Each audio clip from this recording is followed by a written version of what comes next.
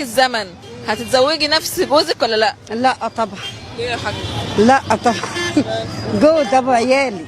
انا بقول لك هتتجوزي نفس الشخص ولا لا؟ لا مش هتجوز، هقعد اربي عيالي. الحاج اسمعي افهمي مني، لو عاد بك الزمن وانت صغيره هتتجوزي نفس الشخص اللي انت متجوزاه دلوقتي ولا لا؟ لا هقعد اربي عيالي. هقعد اربي. موافقه نذيع يا حاجه؟ اه موافقه ان احنا نذيع الحلقه؟ ماشي موافقه عادي يعني مش